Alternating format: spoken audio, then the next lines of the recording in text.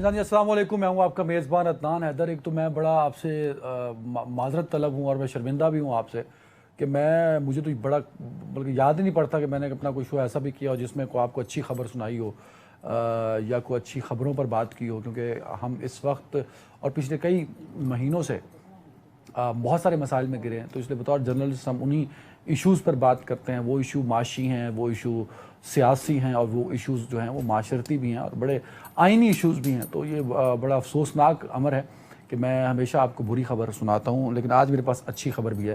لیکن اس کا یہ مطلب نہیں ہے کہ بری خبر نہیں ہے، تو بری خبر بھی ہے، ہم آف کورس بری خبر پہ زیادہ فوکس ہے اور اسی پہ ہم پورا پروگرام کریں گے۔ تو اچھی خبر سناتے ہوئے بری کی طرف جاتے ہیں۔ اچھی خبر یہ ہے کہ پاکستان نے جو ایشیا ایمرجنگ ایشیا کپ تھا اس میں ہندوستان کو 128 رن سے شکست دی ہے۔ پاکستان اے نے پہلے بیٹنگ کرتے ہوئے 50 اوورز میں 352 رن سکور کیے، جبکہ جو ہندوستان ہے اس نے بعد میں بیٹنگ کی تو 128 رن سے ہندوستان کی جو ٹیم ہے 128 رن سے اس کو شکست ہو گئی اور 224 رنز بنا کے پوری کی پوری ٹیم جو ہے وہ آؤٹ ہو گئی۔ اب ایک تو پاکستان کو بہت بہت مبارک ہو، اور دوسرا ایک جو چیز ہم چاہتے تھے بطور کرکٹر، کیونکہ ہم اگر کرکٹر نہ بھی ہوں، پاکستان اور ہندوستان دو ایسے ملک ہیں، اور سری لنکا اور بنگلہ دیش، یہ ایشیا کے 4 ملک، کہ اگر آپ کرکٹر نہیں بھی ہیں تو آپ کرکٹ دیکھ کے آپ کو کرکٹ کا بڑا نالج ہو جاتا ہے۔ پاکستان کی سائڈ سے 3 ایسے لوگ بھی کھیلے آج پلینگ 11 میں جنہوں نے جو پاکستان کو ریپرزینٹ کر چکے ہیں۔ طائب طیار نے 3 T20 میچز کھیلے ہیں، محمد وسیم جونیئر جو ہیں وہ 14 ODIs کھیل چکے ہیں اور 2 ٹیسٹ بھی کھیل چکے ہیں، اور اسی طرح ارشد اقبال جو ہیں وہ 1 T20 میچ کھیل چکے ہیں۔ تو 3 ایکسپیرینس پلیئر تھے، 3 ایسے پلیئر بھی تھے جو 27 سال کے تھے، 29 سال کا بھی ایک پلیئر ہے۔ جبکہ ہندوستان کی جو سائڈ ہے وہ بڑی امپورٹنٹ اس لیے بھی ہے کہ وہ فائنل ہار گئے اور بڑی بری طرح ہارے، لیکن کیونکہ ایمرجنگ ایشیا کپ تھا تو ایمرجنگ پلیئرز کو آنا چاہیے تھا۔ There was no single player from ہندوستانی سائڈ جو ہندوستان کی نیشنل ٹیم کو ریپرزینٹ کر چکا ہو۔ IPL تو کھیلے ہیں لڑکے ان میں، بٹ کوئی انٹرنیشنل پلیئر جو ہندوستان کی نیشنل ٹیم کو ریپرزینٹ کر چکا وہ اس میں کوئی نہیں تھا۔ اور دوسرا ینگ لوگ کھیلے ہیں سارے ہی، جو سب سے بڑی عمر کا لڑکا ان کی طرف سے کھیلا ہے وہ 22 سال کا تھا، تو 19 سال کے 20 سال کے لڑکوں کو موسٹلی انہوں نے کھلایا ہے۔ تو وہ ان کی بڑی اچھی ٹیکنیک تھی کہ چلو ایمرجنگ میں وہ بڑا پریشر کا میچ کھیلیں تاکہ اگلے سیزن اگلے میچز کے لیے اور اگلے جو فارمیٹ ہے ان کے لیے وہ ٹرینڈ ہو سکیں۔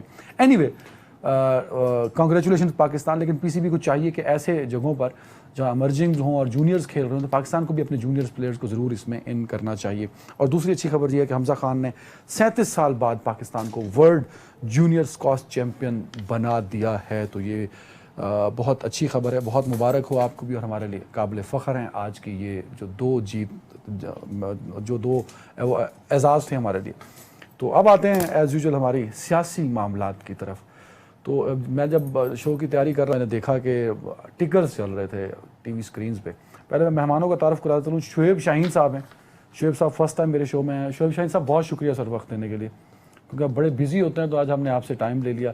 رانا احسان افضل صاحب ہے PMLN سے، رانا صاحب کو بھی بہت شکریہ۔ تو دونوں معزز مہمان، میں ایک تو میرا سوال جو ہے شعیب صاحب آپ سے شروع کرنا چاہوں گا، بلکہ رانا صاحب سیاسی ہیں تو رانا صاحب آپ اس کا جواب دے دیجیے گا۔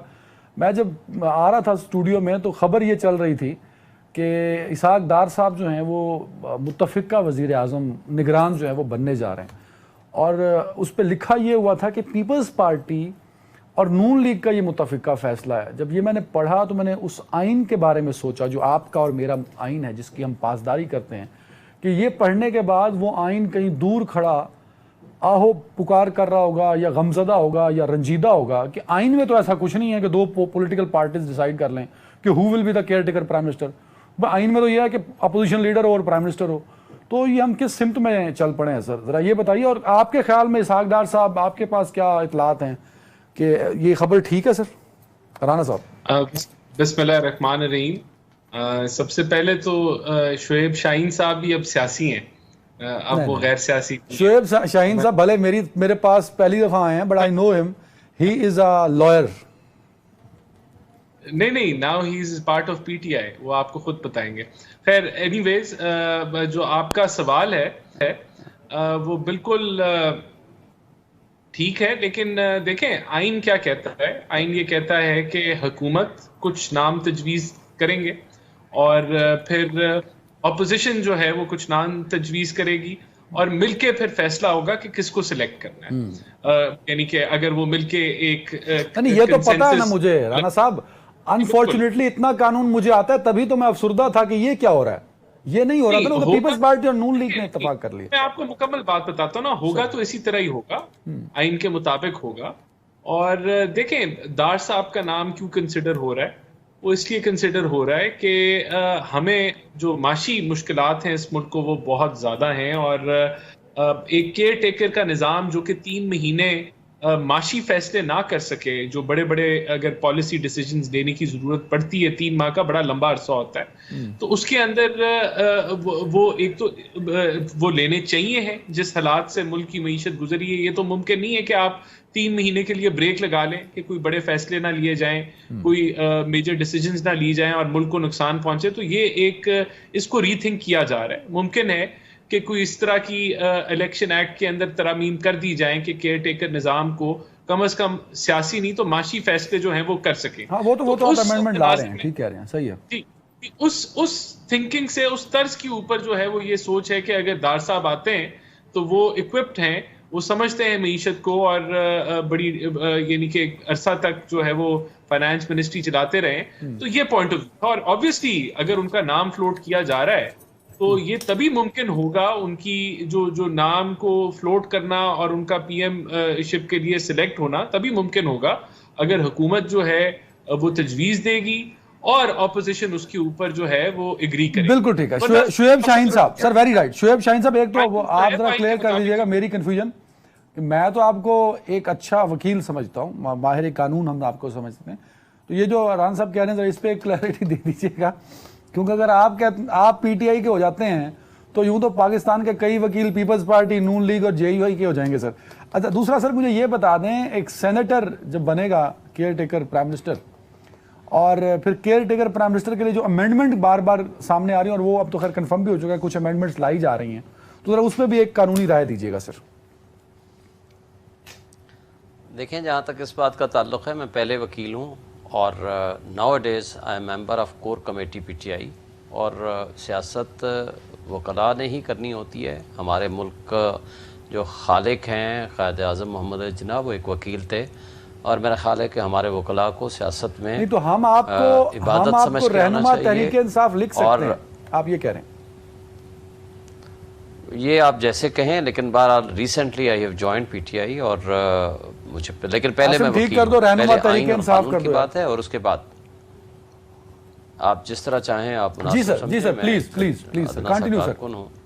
لیکن ایک جو بات ہے نا، دیکھیں کیئر ٹیکر کا ایک آئین میں ایک سیٹ اپ کا ایک ریزنز ہیں، اور اسی طرح الیکشن ایکٹ ہے، اور وہی آئین یہ ہے کہ یہ ایک امپارشل گورنمنٹ بنی جائے گی. وہ کیئر ٹیکر ہو گئے جس کا سیاست سے تعلق ایز سچ نہیں ہوگا، وہ ایکٹیو پولیٹیشینز نہیں ہوں گے، انہوں نے الیکشن نہیں لڑنا ہوگا. جو اس وقت ایک حکومتی پارٹی کے ذمہ داران میں سے شامل ہیں، اور اس وقت وہ سٹنگ منسٹر ہیں اور وہ سینیٹر ہیں ایک پارٹی کے، ان سے ایک ایکسپیکٹیشن ہوتی ہے کہ انہوں نے غیر جانبدار ایک کیئر ٹیکر سیٹ اپ آتا ہے جس نے غیر جانبدارانہ طریقے سے الیکشن لڑنا ہوتا ہے، الیکشن کرانا ہوتا ہے، تاکہ آگے الیکشن جو ہے اس کی کریڈیبلٹی کے اوپر کوئی کویسچن نہ کر سکے. مجھے یہ بتائیں، ورنہ تو آپ کو کیئر ٹیکر کا سیٹ اپ آئین میں یہ دینے کی ضرورت ہی نہیں تھی. اس سے پہلے تو نہیں تھا. اس سے پہلے تو جو حکومت سٹنگ بیٹھی ہوتی تھی وہ الیکشن بھی لڑتے تھے اور الیکشن میں پارٹیسپیٹ بھی کرتے تھے، اور جو جیت جاتا تھا وہ آ جاتے تھے. اچھا شعیب اگر آئین میں صاحب ترمیم ایک چیز کی کلیئر گئی، کر دیں سر، ایک پرپس تھا. شعیب صاحب ایک چیز ذرا کلیئر کر دیں. آپ نے جو جواب دیا اس میں اخلاقیات تو سامنے آ رہی ہیں کہ ایک پارٹی، حکومتی پارٹی کے وزیر ہیں، حکومتی پارٹی کے سینیٹر ہیں، یہ تو اخلاقی طور پہ تو انہیں نہیں بننا چاہیے، بٹ قانونی تو ان کے نہیں، آئین کا تقاضا ہے، یہ آئین اور قانون کا تقاضا ہے. آئین اور قانون اس کو ایک امپارشل کریکٹر کو لے کر کے کیئر ٹیکر سیٹ اپ میں لانا ہوتا ہے. دیکھیں اگر کوئی کیئر ٹیکر سیٹ اپ کو اس طریقے سے لے کر آنا ہے کہ سٹنگ ایگزسٹنگ منسٹرز کی کنٹینیویشن کرنی ہے، تو پھر شہباز شریف صاحب بیٹھے رہے، پھر کیئر ٹیکر کاہے کا؟ نہیں وہ ریزائن کر دیں گے نا سر، وہ ریزائن ہوگا، وزیر نہیں رہیں گے. سوری اس کے بعد جب نام بھی جائے گا ریزائن تو نہیں ہوگا نا، ان کی منسٹری ختم. سن لیں، सुन लें, मिनिस्टर ही जब वो प्राइम मिनिस्टर ही नहीं रहेगा तो नेचुरली कैबिनेट ही सारी खत्म हो जाएगी, उनका सेशन ही खत्म हो जाएगा, तो तभी तो केयर टेकर ने आना है। और अगर आपने उसी सेटअप को केयर टेकर में लगाना है तो फिर ठीक है, बैठे रहे शहबाज शरीफ साहब। फिर आपने केयर टेकर का पर्पस किस लिए रखा हुआ है?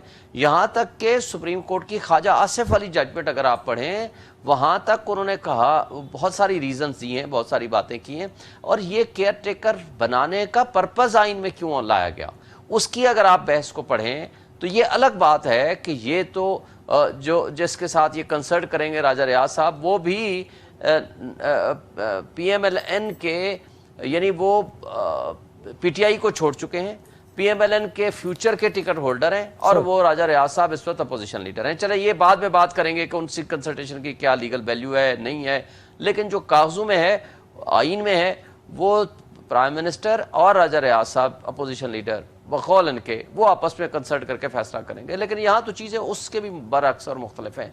लेकिन ये कहना, ये सोचना भी और इस पर बात करना भी, ये न सिर्फ आइन की खिलाफ वर्जी है बल्कि कानून की भी खिलाफ वर्जी है।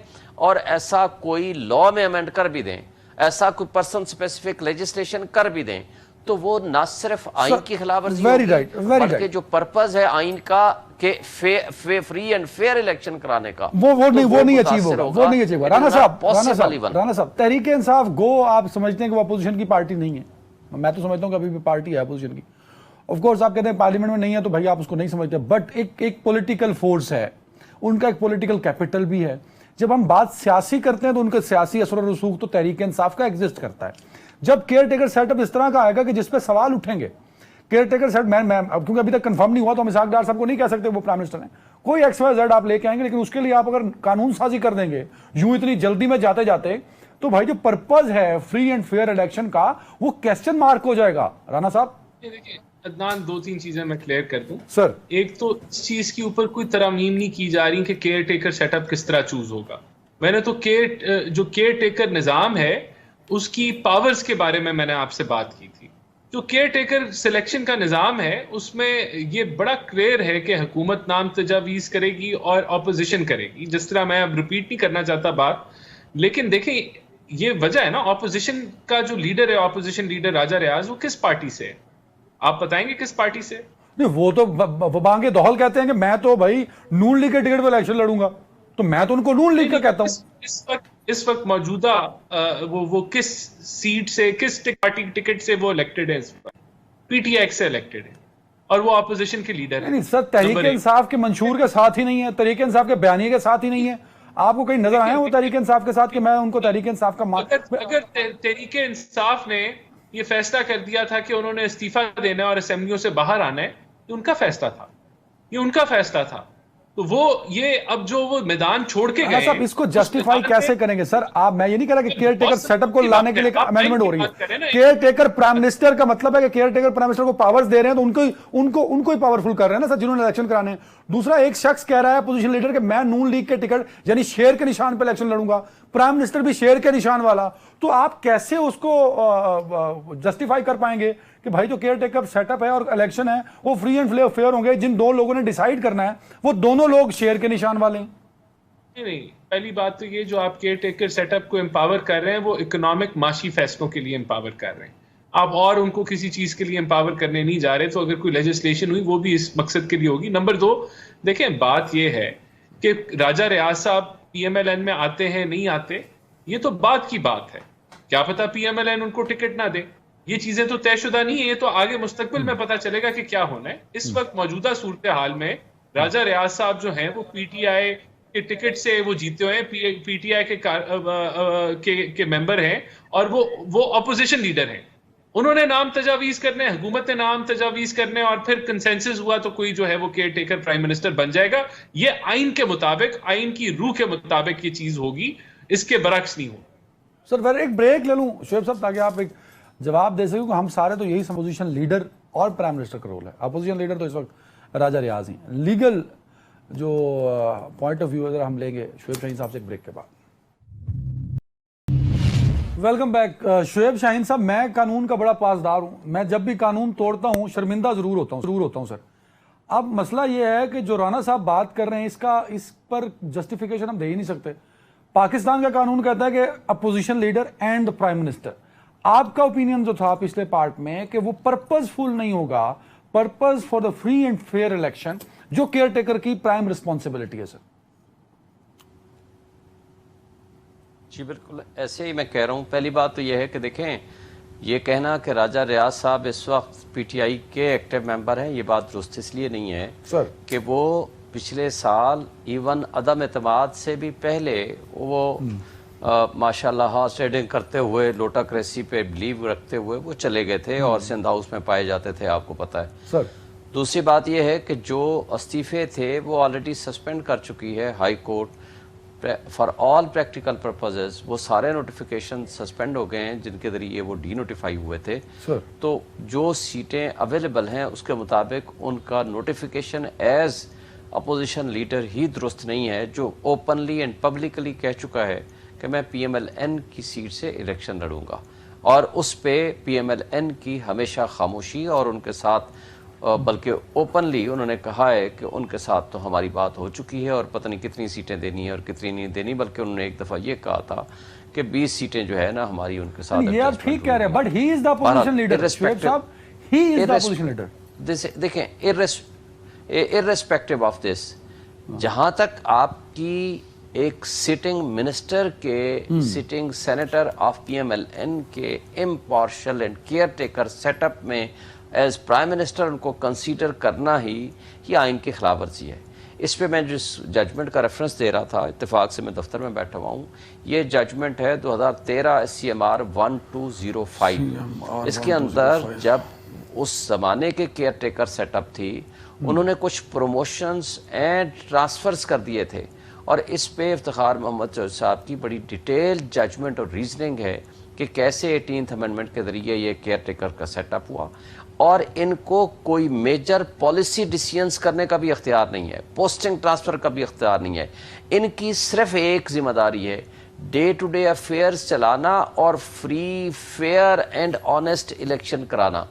ذرا سا بھی ان کے اوپر شائبہ بھی نہیں ہو سکتا.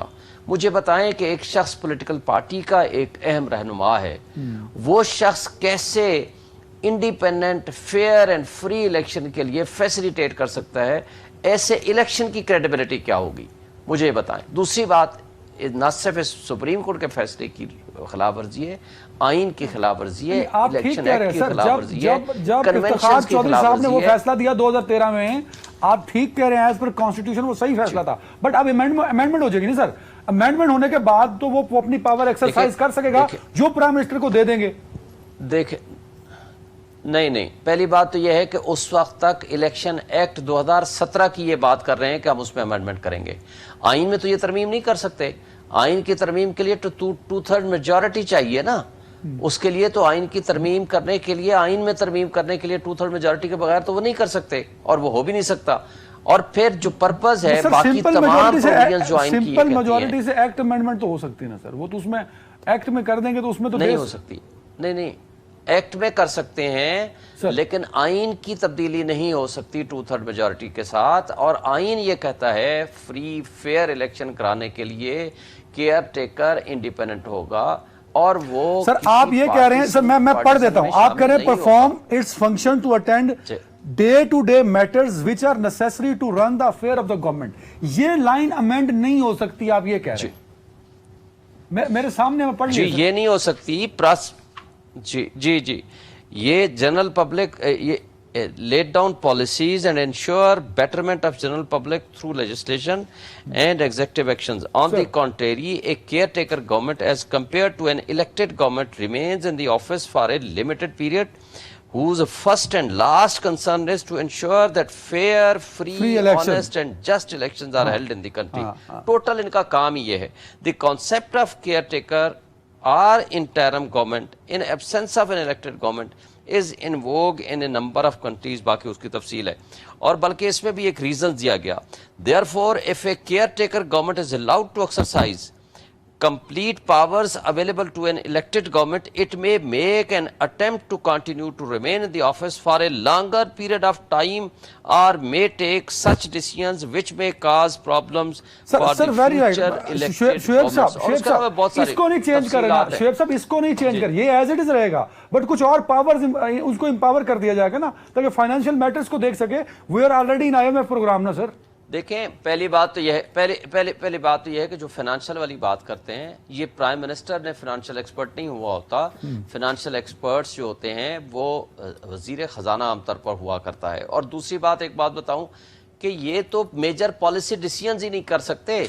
इन्होंने तो सिर्फ और सिर्फ day to day affairs very right एहसान साहब काम नहीं. लीगल और एक बात, सिर्फ एक बात, जी जी बोले, एक बात और कर लो, बोले, मैं एक बात कर लूं जी जी, वो ये कि मौजूदा माशी तबाही की जिम्मेदार ही इसाक डार साहब हैं. मुझे बताएं, जो आज बेरोजगारी, महंगाई, सियासी पॉइंट दिया सर आपने, बंद हो गए, जिस लेवल तक ये आगे, क्या इसकी कंटिन्यू करनी है तो let the elected government should come और वो उसको कंटिन्यू करें. जो भी आएगा उससे बात करें.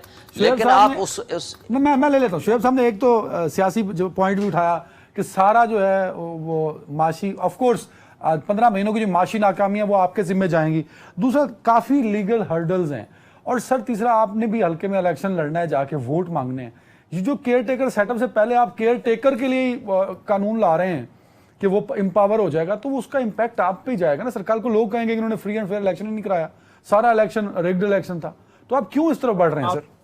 फाइनेंशियल डिसीजंस के लिए एम्पावर कर रहे हैं और बड़ा सिंपल लॉजिक है. आप आईएमएफ प्रोग्राम के अंदर है, माशी चैलेंजेस बहुत वसी हैं और 90 दिन की हुकूमत जो माशी बड़े फैसले ना कर सके उससे मुल्क को नुकसान पहुंचेगा. तो आप बिल्कुल सियासत में मुदाखलत नहीं होनी चाहिए, न्यूट्रल तरीके से हुकूमत चले, लेकिन जो मुल्की मफाद में जो माशी फैसले करने उसकी अगर कोई उसके लिए कोई अमेंडमेंट कर दी जाए तो वो अमेंडमेंट नहीं, कोई एक्ट ले आया जाए या चेंज इनएक्ट किया जाए या इम्प्रूव किया जाए किसी एक्ट को, तो वो तो कोई उसमें कोई मसला नहीं है और वो मेजॉरिटी के साथ होगा, वरना तो नहीं होगा. और दूसरी चीज मैं फिर रिपीट कर दूं, देखें आइन में कहीं नहीं लिखा कि आप केयर टेकर सेटअप में आप किसी सेनेटर को सिलेक्ट नहीं कर सकते या आप किसी जो है कह लें कि ब्यूरोक्रेट को या रिटायर्ड जज को, रिटायर्ड ब्यूरोक्रेट, मेरे ख्याल में ही शुड टेक रिटायरमेंट. ये शुएब साहब जरा पूछ लेंगे हम.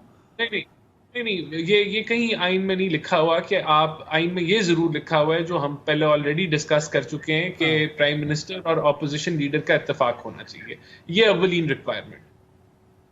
शुएब साहब ये क्या, मैं पूछ रहा, शुएब साहब क्या सेनेटर, सिटिंग सेनेटर पे कोई ऑब्लिगेशंस नहीं है, कोई एतराज नहीं है, he can come in the care taker setup? देखें, पहली बात ये है, अभी आपको रिसेंट में मिसाल देता हूँ, KPK में एक मिनिस्टर साहब ने, जो कि वहाँ भी जो बैठी हुई है कैबिनेट सारी गलत बैठी हुई है, लेकिन एक मिनिस्टर साहब ने अपने ही घर में ANP का जलसा रख लिया.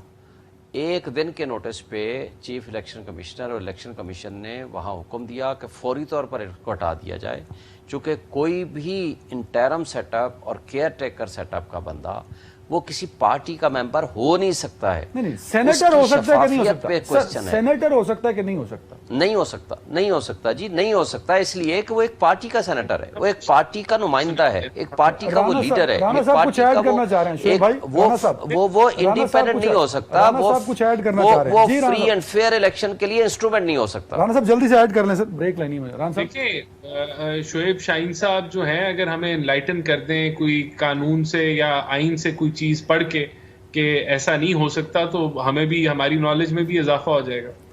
अच्छा शुएब साहब, मेरा एक सवाल भी ले लें सर, क्योंकि ब्रेक पे जाना है. शुएब साहब इसके साथ सवाल भी ले लें सर. आपने राजा रियाज पर एक क्वेश्चन मार्क तो किया कि वो अपोजिशन लीडर हैं, बट कानूनी तौर पे उनके कई मसले भी हैं, but he is the opposition leader. वही डिसाइड करेंगे प्राइम मिनिस्टर के साथ मिलकर अगला निगरान प्राइम मिनिस्टर. तो उस पर तो एतराज पीटीआई नहीं कर सकेगी. अगर था तो 14 महीने पहले क्या करते रहे पीटीआई वाले? अदालतों में चले जाते उनके खिलाफ से. जी, मैं जवाब दे दूं.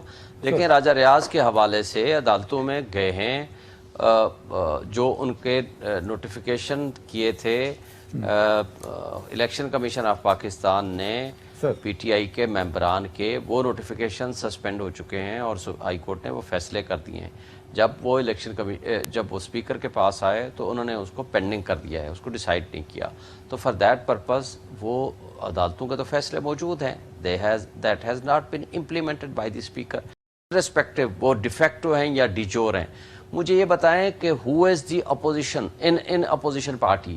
اپوزیشن کی کنسلٹیشن سے یہ کانسیپٹ ہے کانسٹیٹیوشن کا اینڈ لا کا کہ اپوزیشن کی کنسلٹیشن سے آپ نے کیئر ٹیکر سیٹ اپ لانا ہے. کنسلٹیشن ڈز ناٹ مین کہ آپ نے صرف کاغذی کارروائی جو آپ کا نمائندہ ہے وہ روح اینڈ اسپرٹ آف دی جو کانسٹیٹیوشنل پروویژن ہے اس کے خلاف ہے کہ جو آپ کا مستقبل کا ایم این اے کا کینڈیڈیٹ ہے. شعیب صاحب 1.5-2 مہینے ہو چکے ہیں, اس کو لے کے پھر کورٹ میں چیلنج کر دیتے نا. اب تو یہی اپوزیشن لیڈر ہیں اور آپ بار بار قانون کی بات کرتے ہیں. انہوں نے ہی ڈیسائیڈ کرنا ہے پرائم منسٹر کے ساتھ مل کے سر, تو وہ ماننا پڑے گا. دیکھیں کچھ چیزیں ہوتی ہیں, سن لیں میں یہ کہہ رہا ہوں کہ جب کانسٹیٹیوشن کی روح کو جب آپ پڑھیں گے اس کے مطابق آپ نے اپوزیشن سے کنسلٹ کرنا ہے. اور اپوزیشن کی ایک ہی پارٹی ہے جس کے اوپر آج بھی جبر اور خوف کی فضا پیدا کی ہوئی, یا ان کو ورکرز کو آپ اٹھا رہے ہیں. سر لاسٹ کامنٹ رانا صاحب, اپوزیشن کی روح سے تحریک انصاف پارٹی ہے اپوزیشن کی, سر قانون کی روح سے. رانا صاحب جلدی سے. تو ان کو استعفے نہیں دینے چاہیے تھے نا, بیٹھتے اپنی جو ہے وہ, اگر اتنے ہی جمہوری تھے اور جمہوریت کی روح سے اور آئین کی روح سے, تو پھر ان کو چاہیے تھا کہ کے پی کے حکومت میں بھی بیٹھے ہوتے, پنجاب کی حکومت میں بھی بیٹھے ہوتے اور نیشنل اسمبلی میں اپوزیشن لیڈر ہوتے. لیکن ان کا یہ رستہ نہیں تھا, رستہ ان کا ملک میں انتشار پھیلانا تھا اور وہ ریزائن کر گئے. اب ڈیفینیٹلی دکھی ہیں سر. ویری رائٹ, بہت شکریہ شعیب شاہین صاحب اینڈ رانا احسان صاحب. آپ کا نام بریک کے بعد پاکستان کی درسگاہ اسلامیہ یونیورسٹی بہاولپور ہے, جہاں سے ہم تو یہ سمجھتے ہیں کہ ہر درسگاہ سے پڑھے لکھے لوگ نکلنے چاہیے. وہاں فحاشی اور ڈرگز کی چیزیں جو ہے اس اسکینڈل سامنے آ رہے ہیں. بریک کے بعد اس اسکینڈل پہ بات کریں گے.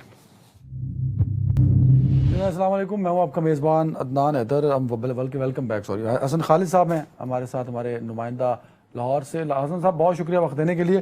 اسلامیہ یونیورسٹی بہاولپور کا کیس ہے. اس یونیورسٹیز میں باقاعدہ ہم تو یہ سمجھتے ہیں کہ تعلیم ہوتی ہوگی, لیکن پاکستان کی یونیورسٹی کا حال یہ ہے کہ اس وقت ٹاپ رینکنگ جو ہیں اس میں پاکستان کی یونیورسٹیز کوئی ایسی یونیورسٹی جو ایگزسٹ کرتی ہو, کبھی کبھی نسٹ کو 300+ نمبر پر آ جاتی ہے تو ہم بڑا اس پہ شور میں جاتے ہیں, but there is no other university جو کسی ٹاپ میں تو خیر نسٹ بھی نہیں ہے.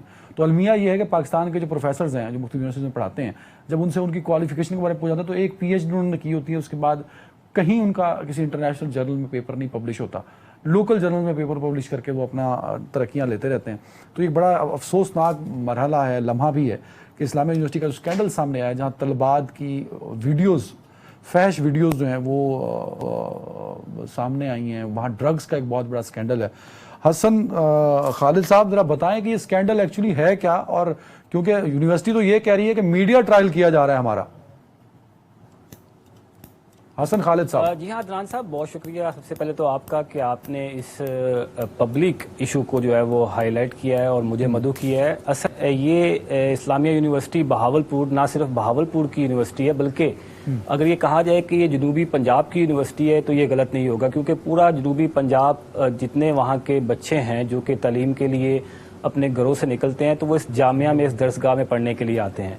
تو یہ بات شروع ہوتی ہے 28 جون یعنی گزشتہ ماہ کو ایک پولیس کی جانب سے مقدمہ درج کیا جاتا ہے, جس میں یہ بتایا جاتا ہے کہ ایک پروفیسر ابو بکر ہیں جن کو پولیس نے ناکے کے اوپر ان کی گاڑی کو روکنے کی کوشش کی, تو انہوں نے وہاں سے گاڑی روکنے کی بجائے رونگ ٹنگ کے ذریعے وہاں سے گاڑی بھگانے کی کوشش کی, جس پر پولیس نے ان کا پیچھا کیا اور انہیں گرفتار کیا. تو ان کی تلاشی کے دوران ان کے قبضے سے منشیات جو ہے وہ برآمد کی گئی, جن میں آئس تھی اور دیگر جو ڈرگز تھیں وہ ان کے قبضے سے جو ہے وہ برآمد کی گئی. جس کے بعد جب انہوں نے اپنا تعارف کروایا تو انہوں نے بتایا کہ اچھا یہ ذرا حسن خالد صاحب یہ بتائیں کہ یہ ابو بکر نام ہے ان کا, یہ چیف سیکیورٹی آفیسر ہیں جو پکڑے گئے تھے ناکے پہ پہلی دفعہ,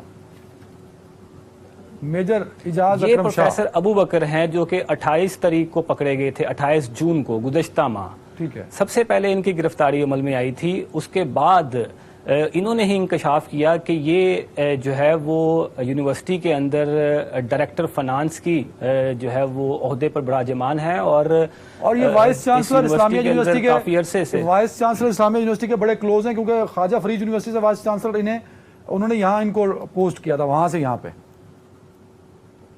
جی ایگزیکٹلی، بالکل صحیح فرمایا آپ نے۔ یہ خواجہ فرید یونیورسٹی رحیم یار خان میں تعینات تھے، ان کو وہاں سے ریزائن کروا کے وائس چانسلر صاحب نے اس یونیورسٹی میں ان کو یہاں پر لایا گیا، اور ان کے کافی کلوز بھی جانے جاتے ہیں۔ اور جب یہ 3 روز قبل دوبارہ سے پولیس نے ریکی کرتے ہوئے، مخبری کرتے ہوئے جو یونیورسٹی کے چیف سیکیورٹی آفیسر ہیں ان کو جب پولیس نے روک کر ان کی گاڑی کی تلاشی لی، تو وہ نہ صرف اس وقت الکوہلک تھے، وہ اس وقت نشے کی حالت میں تھے، اور ان کی تلاشی کے دوران بھی ان سے آئس برآمد کی گئی، دیگر جو ڈرگس تھیں وہ برآمد کی گئی، اور اس کے بعد جب ان کو تھانے لے جایا گیا تو وہاں پر ڈیورنگ انٹیروگیشن جو بڑے خوفناک جو حقائق ہیں وہ سامنے آئے، وہ یہ تھے کہ ان کے 2 موبائل فونز کو جب چیک کیا گیا تو ان موبائل فونز کے اندر سینکڑوں کی تعداد میں فحش ویڈیوز پائی گئی، اور وہ فحش ویڈیوز کسی اور کی نہیں تھی بلکہ وہ جامعہ کی درسگاہ کی جو